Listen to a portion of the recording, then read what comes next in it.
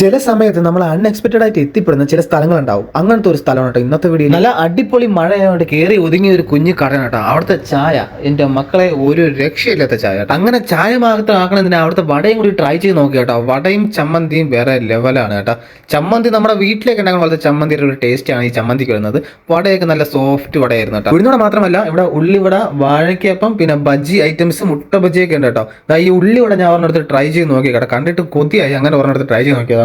ഒരുപാട് മസാലകളും നമ്മുടെ പെരിഞ്ചീരമൊക്കെ ആഡ് ചെയ്ത് ഉണ്ടാക്കുന്ന കിട്ടില്ല ഉള്ളിവടയായിരുന്നു കേട്ടോ. ഇവിടെ വരുന്നവർ ഇവിടുത്തെ ഉള്ളിവട മസ്റ്റ് ആയിട്ടും ട്രൈ ചെയ്യണം. നല്ല കിടിലൻ ടേസ്റ്റ് ആയിരുന്നു. ചായയിൽ വെറൈറ്റീസ് ആയ മസാല ചായ, ജിഞ്ചർ ടീ, മല്ലിക്കാപ്പി, പനിക്കാപ്പി, അങ്ങനത്തെ കുറച്ച് വെറൈറ്റി ചായ ഐറ്റംസ് ഒക്കെ ഇവിടെ ഉണ്ട് കേട്ടോ. ചായയും കടിയൊക്കെ 10 രൂപയാണ് റേറ്റ് ആണ്. അത് നോർമൽ ചായയാണ്. നമ്മൾ ജിഞ്ചർ ടീ ഒക്കെ ആകുമ്പോൾ ചെറിയൊരു വ്യത്യാസം വരും. വൈകുന്നേരങ്ങളിൽ ഇതുവഴി അങ്ങോട്ടും ഇങ്ങോട്ടും പാസ് ചെയ്യുന്നവർക്ക് ഒരു ചായ കുടിക്കുന്നുണ്ടെങ്കിൽ ഈ ഒരു സ്പോട്ട് ഇപ്പൊ തന്നെ നോട്ട് ചെയ്ത് വെച്ചോട്ടോ. ഇവിടുത്തെ ചായ നിങ്ങൾക്ക് ഉറപ്പായിട്ടും ഇഷ്ടപ്പെടുന്നുള്ള കാര്യം 100% ഗ്യാരണ്ടിയാണ്. നല്ല മഴയായതുകൊണ്ട് തന്നെ കുറച്ച് സമയം അവിടെ നിന്നിട്ടാണ് കേട്ടോ നമ്മൾ ഇറങ്ങിയത്. ലൊക്കേഷൻ നോട്ട് ചെയ്തത്. ലൊക്കേഷൻ നമ്മുടെ ട്രിവാൻഡ്രം അമരവിള പാലം കഴിഞ്ഞ് CSC ചർച്ച് എത്തും മുന്നേ ആയിട്ട് റൈറ്റ് സൈഡിൽ കാണാം റിലാക്സ് പോയിന്റ്. നിങ്ങൾ ഉദയകുളങ്ങരയിൽ നിന്ന് വരണമെന്നുണ്ടെങ്കിൽ പാലത്തിന് മുന്നേ ആയിട്ട് ലെഫ്റ്റ് സൈഡാണ് കേട്ടോ. ഒരടി വേണം. Bye bye.